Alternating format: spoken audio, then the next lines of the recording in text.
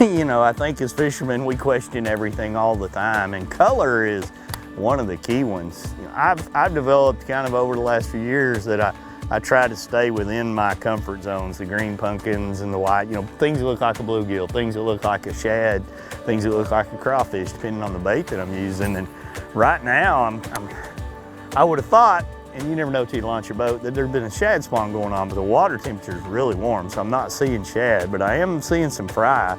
I'm not sure what kind of fry that is, but these fish are not aggressively taking the bait. I'm not feeling the bite. I'm seeing the bite more than anything.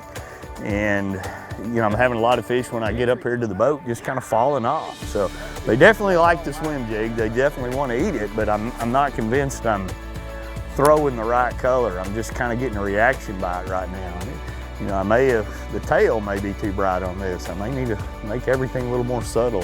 Those are the things as a fisherman, if you can figure that out, that really pays a big dividend.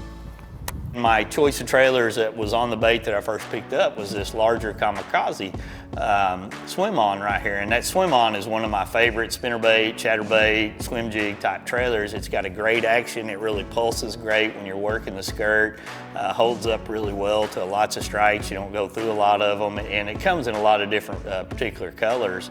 This color right here to me is really shows up in the water, but what I noticed right away, literally sitting at the boat ramp, throwing my swim jig out there before we ever even took off. I'd missed, I don't know, I think I missed 4 fish and caught 2 before we ever even took off from the beginning of the deal. Most of those were small fish, but what I was seeing is those fish were coming out and they were grabbing onto that tail, and I was missing them. Pretty hard-headed, and I threw that for a long time, and eventually though I lost that particular trailer, and when I started digging around in the box I couldn't find that I had any more of that trailer. Tie that kamikaze craw on, that'll work. What I ended up doing was grabbing the kamikaze craw, which is a lot more compact bait. It has some big claws on here with some holes in it that's designed to create some bubbles, and you can see the difference in the size just by looking at the 2 that I was using right here. And I went from a much bigger, bulkier bait that I was missing a lot of fish to a much more compact bait, and I started catching a lot of them. That'll work, look at that. That actually might work better. One of the things that I felt, and I can't prove it, the water's really clear.